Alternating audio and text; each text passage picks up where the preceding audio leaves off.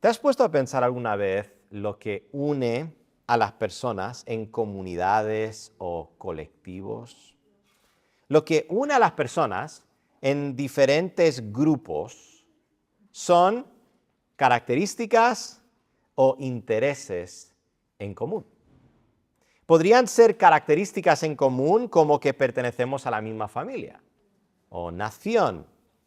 O podrían ser intereses en común como que nos gusta el mismo deporte, estilo de música o hobby. Pero lo común es el pegamento que une a las personas. De hecho, la palabra comunión significa, en su etimología, participación en lo común. Eso es lo que significa la palabra comunión. Entonces, sin comunión no hay unión. Otra manera de decir esto sería, sin participación en algo común no hay vínculo entre las personas. Solo piensa en cómo nacen las amistades. No sé si te habías puesto a pensar alguna vez por qué tienes ciertos amigos o por qué eres amigo con alguien. Y el autor y apologista británico C.S. Lewis describe el nacimiento de la amistad de esta manera. Él dice lo siguiente: la amistad nace en el momento en el que una persona le dice a otra, ¿qué? ¿Tú también? Pensé que era el único. Pues en nuestro pasaje de hoy vemos un ejemplo de esto. Vemos la descripción de una comunidad, la iglesia de Jerusalén, la iglesia primitiva que ha sido llamada, existiendo en comunión, participando en lo común. Y el propósito de esta descripción que vemos en nuestro pasaje de hoy no es meramente para nuestro interés histórico. No es que Lucas escribió esto por inspiración divina solo para satisfacer nuestra curiosidad histórica, que pudiésemos saber cómo es que era esta iglesia primitiva, cómo es que vivía esta iglesia primitiva. No. El propósito de esta descripción es para que nosotros hoy procuremos vivir como ellos vivieron. La comunión que vemos descrita en nuestro pasaje de hoy es una comunión que he decidido llamar comunión pentecostal. Y no porque tenga algo que ver con la denominación pentecostal, sino porque tiene que ver con Pentecostés. El momento en el que Dios derramó su espíritu sobre su iglesia durante la fiesta de Pentecostés, que es una de las 3 fiestas anuales, o era una de las 3 fiestas anuales de los judíos en el tiempo de Jesús. Solo 50 días después, aproximadamente, de la muerte de Cristo. Y es comunión pentecostal, y he decidido llamarlo comunión pentecostal, porque es el resultado, lo que vemos aquí es el resultado directo de la predicación de Pedro en el día de Pentecostés. Y esto lo vemos en el versículo 41 de Hechos 2. Dice, así que los que recibieron su palabra fueron bautizados y se añadieron aquel día como 3,000 personas.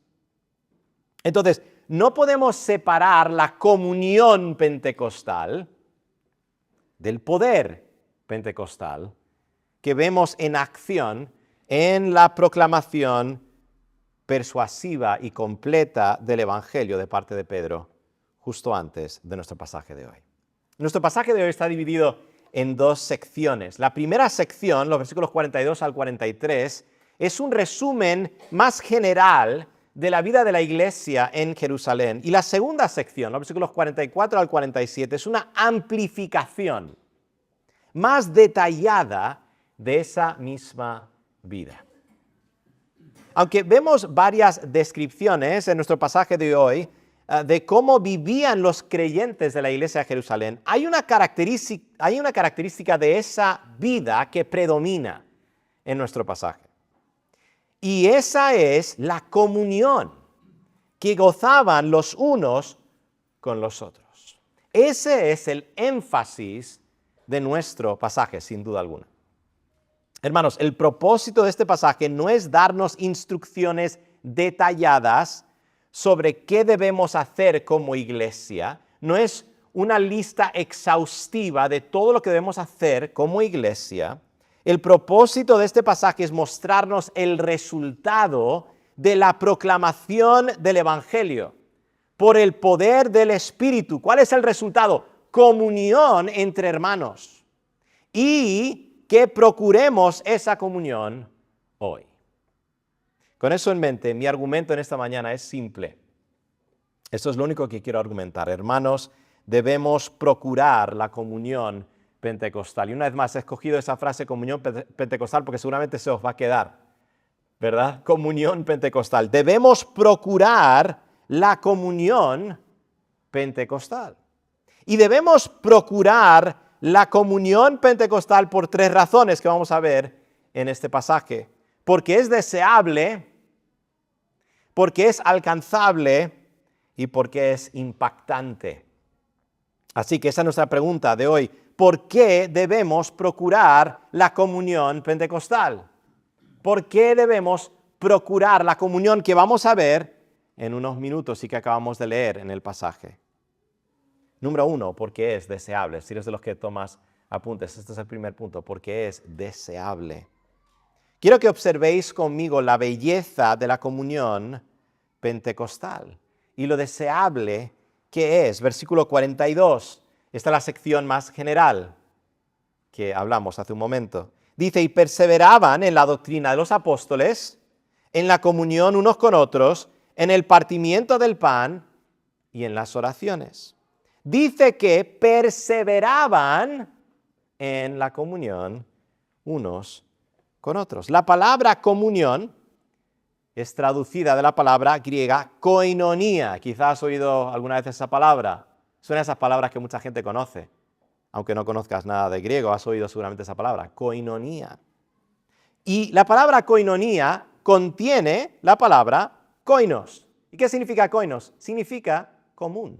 Eso es lo que significa la palabra koinos. Lo que koinonia describe es una asociación cercana que involucra intereses mutuos y el compartir. Todo lo que vemos en nuestro pasaje de hoy o es una explicación de la comunión que existía en la iglesia de Jerusalén o es una descripción de esa comunión. Pero lo que predomina es la comunión de estos creyentes. Y vemos esta comunión más en detalle en la sección amplificada. Lo que viene a continuación, a partir del versículo 44, es como que has cogido una lupa y ahora ves más en profundidad lo que se ha descrito de forma más general en el versículo 42. Y esto es lo que quiero leeros ahora, versículos 44 al 47. Quiero que prestéis atención a esta comunión, a esta descripción de la vida en común, también lo podríamos decir de esa manera, de la iglesia de Jerusalén. Dice así, todos los que habían creído estaban juntos y tenían en común todas las cosas. Y vendían sus propiedades y sus bienes y los repartían a todos según la necesidad de cada uno. Y perseverando unánimes cada día en el templo y partiendo el pan en las casas, comían juntos con alegría y sencillez de corazón, alabando a Dios y teniendo favor con todo el pueblo. Podríamos resumir estos versículos de esta manera. Los creyentes de Jerusalén gozaban de comunión, gozaban de esta vida en común, esta asociación cercana, compartiendo sus vidas y compartiendo sus bienes. Así podríamos resumir lo que vemos en estos versículos. Los creyentes de Jerusalén gozaban de comunión, compartiendo sus vidas y compartiendo sus bienes. Vemos que compartían sus vidas porque dice que perseveraban unánimes cada día, dice, en el templo y partiendo el pan en las casas comían juntos con alegría y sencillez de corazón. Estos hermanos tenían tanta comunión unos con otros, estaban tan íntimamente asociados los unos con los otros, que pasaban prácticamente todos los días juntos. Imagínate eso conmigo por un momento. Pasaban todos los días juntos, prácticamente. Y lo hacían con alegría y con corazones completamente sinceros. Eso es lo que significa sencillez de corazón. No había ningún tipo de engaño, estaban siendo completamente abiertos. ¿Y qué estaban haciendo todos los días? Principalmente vemos que estaban adorando a Dios. Juntos. Principalmente. Esto lo vemos en que perseveraban en la doctrina de los apóstoles. Versículo 42, la primera parte. No voy a tener todo en la pantalla, así que vais a tener que tener solo lo que está subrayado, Ian. Eso es, que estaban recibiendo instrucción en la palabra de Dios de parte de los apóstoles. Lo vemos en que perseveraban en el partimiento del pan. Versículo 42, la parte C. Eso es, que participaban juntos de la cena del Señor. Lo vemos en que perseveraban en las oraciones. Eso es, que se dedicaban a orar con fervor. Y todo esto lo hacían en el templo y en las casas. Pero no solo adoraban a Dios como iglesia, sino que también gozaban de compañerismo cristiano. La mayoría de los comentaristas concuerdan en que lo más seguro es que la iglesia primitiva participaba de la cena del Señor cada vez que se reunía, la iglesia primitiva, y que luego disfrutaban de lo que podríamos llamar una comida fraternal, como la que compartimos nosotros todos los últimos domingos del mes. Hermanos, ¿qué tipo de comunión hace que desees pasar cada día con otros creyentes? Adorando a Dios y gozando de compañerismo. ¿Qué tipo de comunión es esa? Pues es claro que es una comunión única y especial. Es una comunión sobrenatural. Y sin duda es una comunión deseable. Ahora, esto no significa que tenemos que pasar todos los días juntos para ser fieles a este pasaje.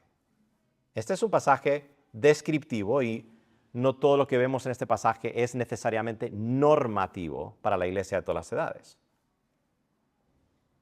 Un claro ejemplo de eso es que dice que ellos se reunían en el templo. Pues no tenemos necesidad de ir al templo, porque además ni siquiera se lleva a cabo adoración en el templo en Jerusalén hoy en día. Pero sí significa que debemos procurar compartir nuestras vidas juntos. Y la forma principal que hacemos eso, hermanos, es congregándonos como iglesia. Esa es la forma principal, no es la única manera. Porque también vemos que la iglesia primitiva tenía compañerismo, que era diferente que congregarse para adorar al Señor. Pero es la forma principal que hacemos eso, congregándonos como iglesia. Qué triste que hemos pasado de una iglesia, la iglesia de Jerusalén, que se reunía diariamente, a creyentes hoy en día que ni siquiera tienen la disciplina o el deseo de reunirse una vez a la semana. Y no estoy hablando a vosotros necesariamente, solo estoy hablando en general, la iglesia de hoy en día. Algo ha pasado. Puede que en este punto del sermón no sepamos qué ha pasado o cómo podemos vivir nosotros de esta manera que vemos que estaba viviendo la iglesia primitiva. Pero lo que sí debemos estar sintiendo es un deseo para este tipo de comunión. Eso es lo que debería producir en nosotros, por lo menos este pasaje. Un deseo para este tipo de comunión. Y si no tenemos un deseo para este tipo de comunión, deberíamos preguntarnos por qué no tenemos deseo para ese tipo de comunión. Los creyentes de Jerusalén compartían sus vidas, pero no solo eso, compartían sus bienes. Versículos 44 al 45, dice así: todos los que habían creído estaban juntos y tenían en común todas las cosas, y vendían sus propiedades y sus bienes y lo repartían a todos según la necesidad de cada uno. En la iglesia de Jerusalén no había ningún hermano carente de los bienes esenciales para vivir. Los hermanos voluntariamente vendían sus propiedades y sus bienes para suplir esas necesidades. Vaya contraste con el consumismo que vemos en nuestro tiempo, en especial en Navidad. Qué curioso. Los hermanos no estaban simplemente almacenando más y más bienes, sino que estaban usando lo que el Señor les había dado para compartir con los hermanos verdaderamente necesitados. Y no pensemos que esto era una especie de protocomunismo, ¿verdad? Estos hermanos estaban compartiendo sus bienes voluntariamente. Voluntariamente. No era algo que había sido impuesto sobre ellos, sino que habían visto la necesidad y estaban supliendo la necesidad con lo que el Señor les había dado a ellos, y lo estaban haciendo voluntariamente. Y no solo eso, con gozo. Con gozo. Es más, seguían teniendo propiedades privadas, porque dice que se reunían en las casas, lo cual significa que tenían que tener casas propias todavía. Este modelo no podemos asociarlo a ningún movimiento político o sociológico. Este modelo es bíblico y es único. Hermanos, el propósito de este pasaje no es darnos un mandamiento: vende tus propiedades, por ejemplo. Ese no es el propósito de este pasaje. El propósito es motivarnos a procurar tener una comunión tal que estaríamos dispuestos a compartir no solo nuestras vidas, sino también nuestros bienes por nuestros hermanos. Y una vez más, en este primer punto lo único que estamos haciendo es observando cómo era la vida en común de estos hermanos, de estos santos. Y que por lo menos esto despierte en nuestros corazones por el Espíritu un deseo por vivir de esa manera, de alguna manera. Quizá no exactamente de la misma manera, porque es verdad que los tiempos han cambiado. Hay ciertas cosas que son diferentes, pero nuestro deseo debe ser el mismo. Debemos desear tener este tipo de comunión. Entonces, ¿por qué debemos procurar la comunión pentecostal? Número uno, porque es deseable, o debería ser deseable. Pero el segundo punto es muy importante para nosotros también. No solo es deseable, número dos, porque es alcanzable. Es alcanzable. En otras palabras, es posible vivir como la iglesia primitiva. No es algo inalcanzable. La respuesta o la razón que nos da nuestro pasaje de hoy de por qué es alcanzable y la manera que podemos saber que es alcanzable es cuando consideramos lo que causó esta comunión. ¿Qué fue lo que causó esta comunión, hermanos? Vemos dos claras respuestas de nuestro pasaje del contexto inmediato. Dos. Primero, el Evangelio y el Espíritu Santo. El Evangelio y el Espíritu Santo. Entonces es alcanzable por causa del Evangelio, en primer lugar. Considerad la causa y efecto que vemos cuando consideramos el contexto inmediato de nuestro pasaje. Quiero que observéis conmigo Hechos 2, versículo 41 al 42. Quiero que veáis la causa y efecto aquí. Dice, así que los que recibieron su palabra fueron bautizados y se añadieron aquel día como 3,000 personas. y perseveraban en la doctrina de los apóstoles, en la comunión unos con otros, en el partimiento del pan y en las oraciones. Los que recibieron la palabra de Pedro, eso es, el mensaje del Evangelio, son los mismos que perseveraban en la comunión unos con otros. Y esto no es una coincidencia, es la causa de la comunión.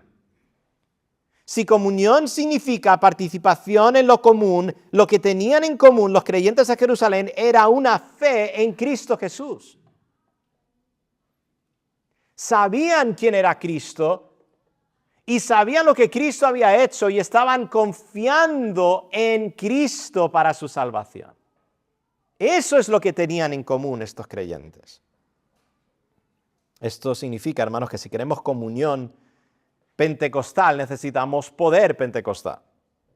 Y vemos el poder pentecostal en la proclamación del Evangelio.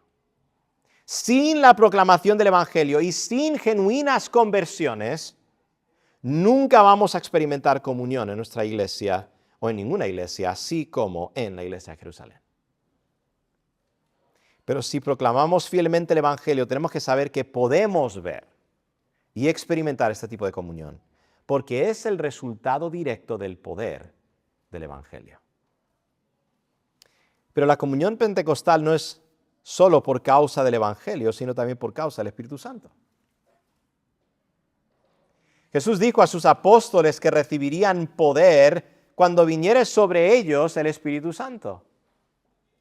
Y vemos ese poder en la proclamación del Evangelio por el Espíritu. El Evangelio y el Espíritu van mano a mano. El Espíritu obra por medio de la proclamación del Evangelio para dar vida nueva a personas muertas espiritualmente. Esto lo vemos, por ejemplo, en 1 Pedro 1, del 23 al 25. Dice, siendo renacidos, esto habla del nuevo nacimiento. Y sabemos que el nuevo nacimiento es por el Espíritu. Juan capítulo 3. Tenemos que nacer de agua y del Espíritu. Siendo renacidos, dice este pasaje, no de simiente corruptible, sino de incorruptible por la palabra de Dios. ¿Vemos la comunión que existe entre la palabra de Dios y el Espíritu de Dios? Que vive y permanece para siempre, dice. Porque toda carne es como hierba y toda la gloria del hombre como flor de la hierba se seca y la flor se cae, mas la palabra del Señor permanece para siempre. Y esta es la palabra que por el Evangelio os ha sido anunciada. Pero el Espíritu Santo no solo nos hace nacer de nuevo. Cuando el Evangelio es proclamado, sino que también el Espíritu Santo, por decirlo de una manera, porque esto es un poquito misterioso. Cuando digo misterioso, no que no lo podemos entender, pero algo que nos cuesta poder completamente comprender con nuestras mentes falibles. Esto es lo que hace que nosotros estemos en Cristo, el Espíritu Santo de Dios, haciendo que seamos parte del cuerpo de Cristo. 1 Corintios 12, versículo 13 dice lo siguiente. Porque por un solo Espíritu fuimos bautizados en un cuerpo. Sean judíos o griegos, sean esclavos o libres, y a todos se nos dio a beber de un mismo Espíritu. Y cuando dice bautizados en un cuerpo, está hablando del cuerpo de Cristo. Estamos en Cristo por causa del Espíritu Santo de Dios. Y no somos el cuerpo de Cristo individualmente, sino colectivamente. Y esta es una de las verdades que ilustramos cuando participamos de la Cena del Señor. No es casualidad que la iglesia primitiva participaba de la Cena del Señor, y esto en un pasaje que nos habla de la comunión de la iglesia. Una de las verdades que ilustramos cuando participamos de la Cena del Señor es nuestra unión como cuerpo de Cristo. Quiero que veáis conmigo 1 Corintios 10, del 16 al 17. Mira qué dice. La copa de bendición que bendecimos ¿no es la comunión de la sangre de Cristo? ¿El pan que partimos no es la comunión del cuerpo de Cristo? Mira esto, siendo uno solo el pan, nosotros con ser muchos somos un cuerpo, pues todos participamos de aquel mismo pan. Hermanos, todos nosotros recibimos el Espíritu Santo en el momento de nuestra conversión. Y la morada del Espíritu Santo en nosotros, que nos hace estar en unión con Cristo, es lo que tenemos en común como iglesia. Todos tenemos el Espíritu de Dios. Es la fuente de nuestra comunión cristiana. Así que hay buenas y malas noticias. Las buenas noticias son que la comunión pentecostal es alcanzable, porque si tenemos el mismo espíritu podemos tener la misma comunión. Pero las malas noticias son que si no hay comunión es porque algo falta. Si hay falta de comunión persistente en una iglesia, eso indica que hay falsos creyentes y una carencia del Espíritu de Dios en ciertos individuos. ¿Os dais cuenta, hermanos, la importancia de la intencionalidad en la membresía de la iglesia? ¿Por qué es tan importante no recibir como miembros a cualquier persona sin saber o hacer la diligencia de averiguar si esa persona realmente ha nacido de nuevo? La importancia de esto es para ver y preservar la verdadera comunión cristiana. Donde hay una iglesia compuesta de miembros regenerados, podemos ver verdadera comunión. Si no, la verdadera comunión es imposible, porque la verdadera comunión es solo posible por el Espíritu Santo de Dios. Así que la comunión pentecostal es alcanzable por causa del Evangelio y del Espíritu Santo. Pero esto no significa que la comunión es automática si hemos creído y hemos recibido el Espíritu Santo. La comunión es algo que debemos procurar.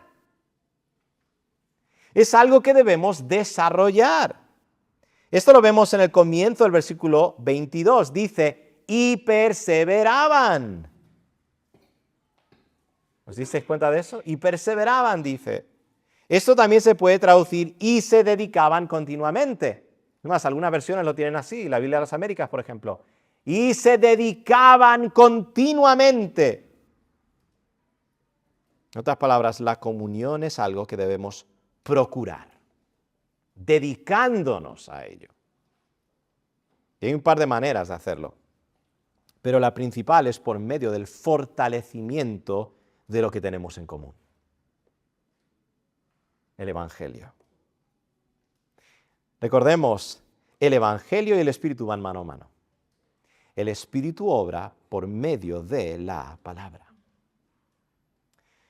Por eso no creo que sea casualidad que antes de que dice que perseveraban en la comunión unos con otros, dice que perseveraban en la doctrina de los apóstoles. Hermanos, no hay comunión sin doctrina. Y doctrina simplemente significa enseñanza. A veces nos hacemos un lío cuando vemos palabras así, ¿no? Decimos, doctrina, ¿qué es eso? Enseñanza, lo único que significa, enseñanza bíblica. No hay comunión sin doctrina.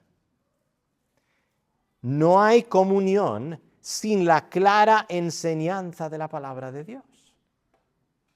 Qué curioso que muchos proclaman lo opuesto. Dicen que se debe evitar profundizar demasiado en la doctrina porque eso puede causar divisiones en la iglesia. Pues yo estoy aquí para deciros hoy que la doctrina, la enseñanza bíblica, no divide, sino que unifica a la iglesia. Así que si queremos dedicarnos a la comunión entre hermanos, debemos dedicarnos a la enseñanza, a la doctrina. Pero hay otra manera de dedicarnos a la comunión los unos con los otros. Y Quizá estáis esperando algo muy revolucionario, algo muy inesperado, pero es esto. ¿Estáis listos? Pasando tiempo juntos. Así es. Pasando tiempo juntos. Esto suena muy simple, pero es eficaz. Si queremos crecer en comunión, necesitamos cercanía. Y hay varias maneras de hacerlo. Podemos mejorar en esto, por supuesto, como iglesia.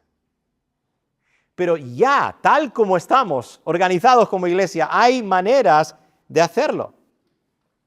Y si estás quizá visitando con nosotros y quieres saber cómo es que yo puedo pasar más tiempo con otros hermanos en la iglesia, te animo a hablar conmigo después del culto, a hablar con uno de los miembros de la iglesia para que te puedan explicar cómo puedes pasar más tiempo con hermanos.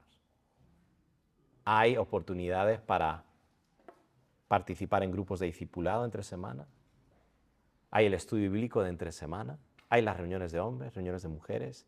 Diferentes oportunidades para aprender y crecer.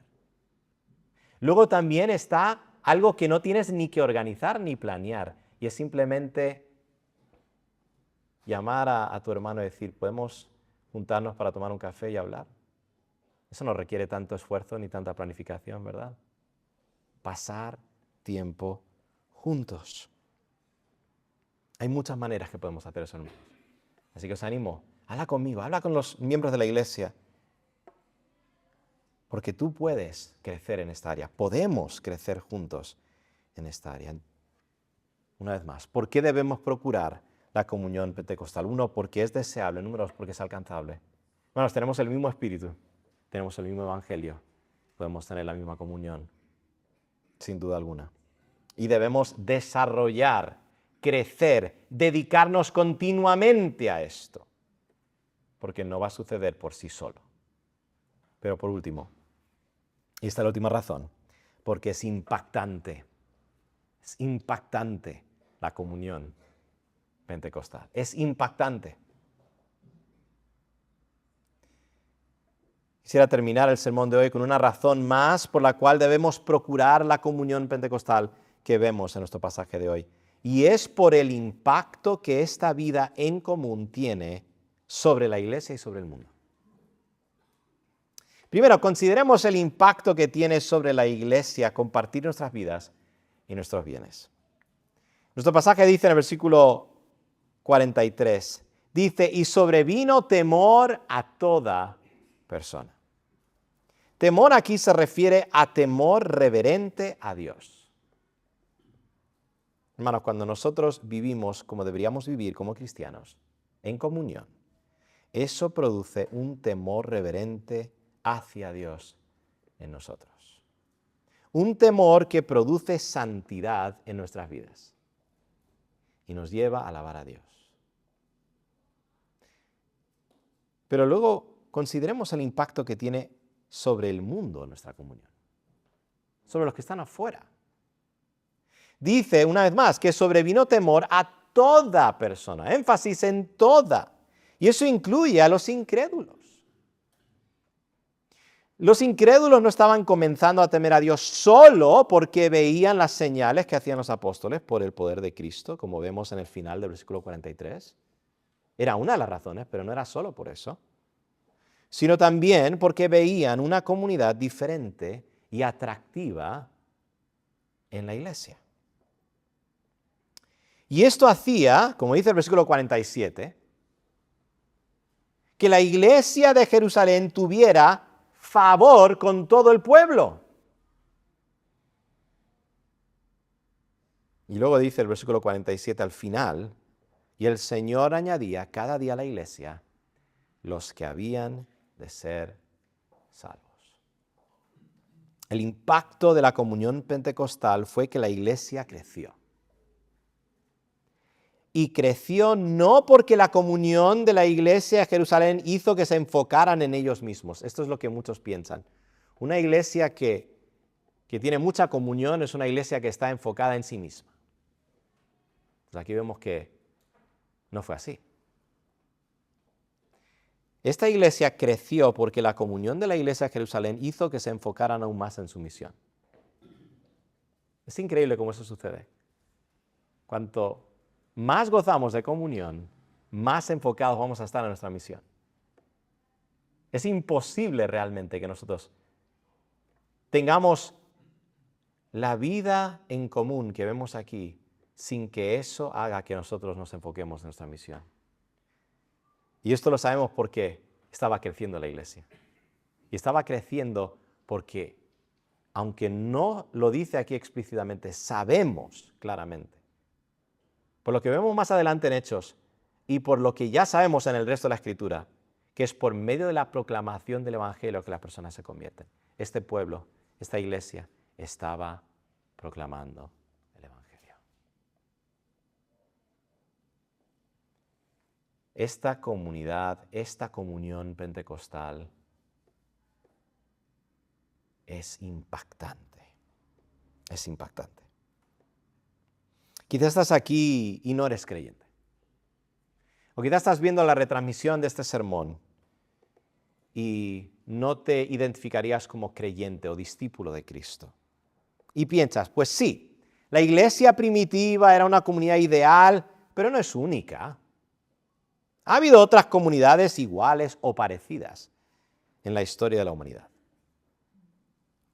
Pues quiero que sepas que aunque ha habido y hay comunidades muy cercanas, comprometidas y generosas en este mundo, sin duda alguna, lo que distingue a la comunión cristiana es lo que la hace única. Lo que nos distingue de otras comunidades es la fuente de nuestra comunión. Si quieres saber lo que es diferente de la comunión cristiana, de otras comuniones que puedes ver alrededor de este mundo, en otros grupos, en otras comunidades, es la fuente de nuestra comunión. Lo que nos une es Cristo y su obra por nosotros. Y que nosotros estamos confiando plenamente en Él para nuestra salvación. No nos une una ideología, unos deseos, aunque tenemos deseos en común, por supuesto, pero eso no es lo que nos une. O una causa noble, aunque tenemos una causa noble, tenemos una misión, pero eso no es lo que nos une. Nos une a una persona, a Cristo, y estamos en unión con Él colectivamente por el Espíritu Santo de Dios. Lo que motiva nuestra generosidad y nuestro amor mutuo no es que somos personas altruistas o buenas en nosotros mismos. Lo que nos motiva es la obra de Cristo por nosotros. Eso es lo que nos motiva. Su generosidad y su amor es el motor de nuestra generosidad y nuestro amor. Y queremos que te unas a nosotros en esta mañana. Queremos que experimentes tú también la dicha, la bienaventuranza del perdón, que viene solo por medio de la fe en Cristo. Y que recibas tú también el don del Espíritu Santo. Porque es la única manera de experimentar la comunión pentecostal. Por causa del Evangelio y por causa del Espíritu Santo de Dios. Así que la invitación para ti en esta mañana, si no eres creyente, es que vengas a Cristo hoy en arrepentimiento y fe. Hermanos, debemos procurar la comunión pentecostal. Esto no es simplemente un dato curioso, histórico e interesante. Es algo a lo cual debemos dedicarnos diligentemente. La buena noticia es que esta comunión es alcanzable. Es alcanzable porque tenemos el mismo Espíritu y tenemos el mismo Evangelio. Así que el Señor nos ayude a crecer en nuestra comunión cristiana para que podamos ver el impacto que tiene esta comunión que tenemos en Cristo.